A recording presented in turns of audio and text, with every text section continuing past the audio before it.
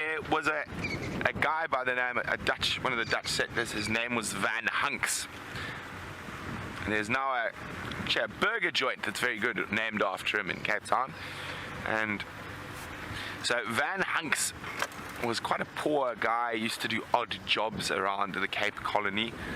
And then he just disappeared. And he returned many, many years later with lots and lots of cashish, money and horses and fancy hats, because they were big into the fancy feathered hats in those days, and the puffy sleeves. And so he came back with a lot of wealth that he did not have.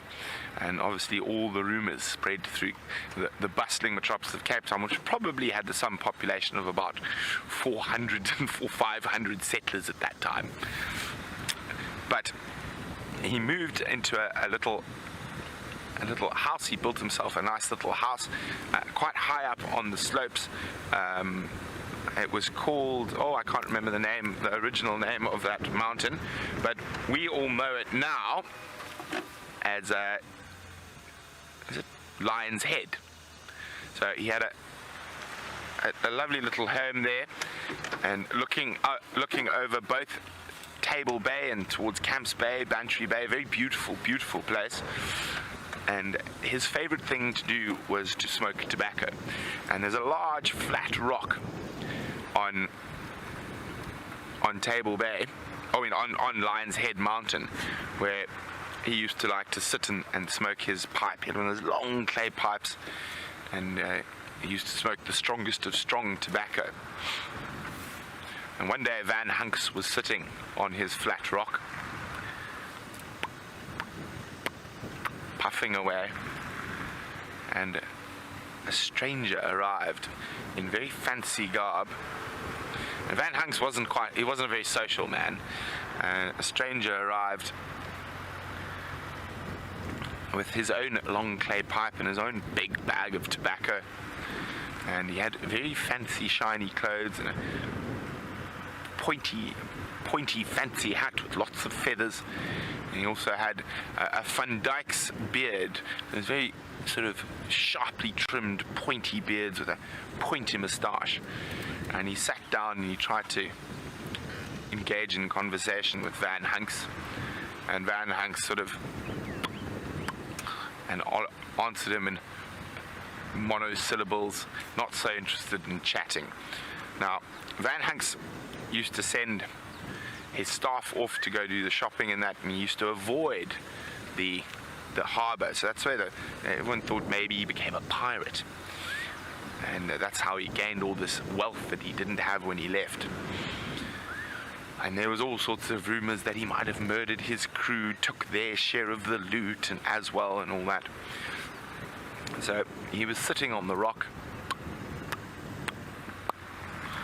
and the other gentleman who had now joined him also started puffing on his pipe.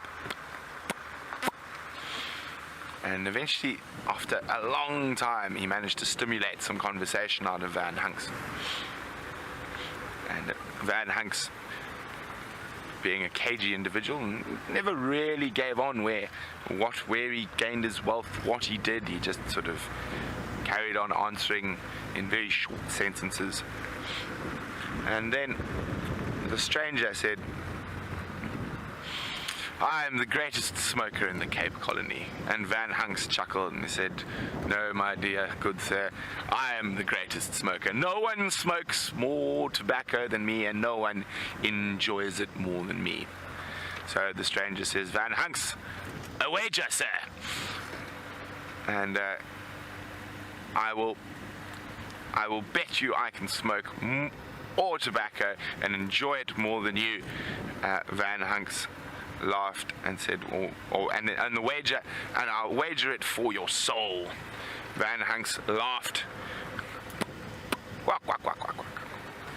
"I lost my soul many years ago. Why not let's just smoke for the pure enjoyment of smoking?" And they started smoking. And they smoked. One day went by, and the smoke from their rock was blown by the southeaster and big wind that comes off the Atlantic Ocean in Cape Town, and it went up onto Table Mountain, and it slowly started forming a tablecloth. 3 days, 4 days. Eventually, after 5 or 6 days, the stranger collapsed. He was green in the face. His hat fell off. And Van Hunks said, "I knew it! I knew you were the devil!" His horns were showing. And the devil was very, very angry that he was outsmoked by Van Hunks. And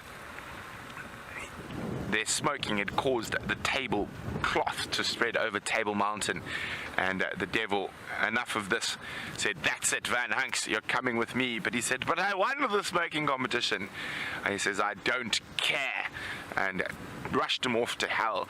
And now sort of the original Dutch folklore and Cape Malay folklore is that whenever the southeaster blows and the tablecloth comes onto Table Mountain, Van Hunks has irritated the devil so that he takes him back to his favorite smoking rock, and Van Hunks and the devil sit in companionable silence going. So there you go, a bit of a different South African folklore, away from the more traditional ones. There are quite a few of those, of ghosts and all sorts. So here we go, thought I'd mix it up a little bit.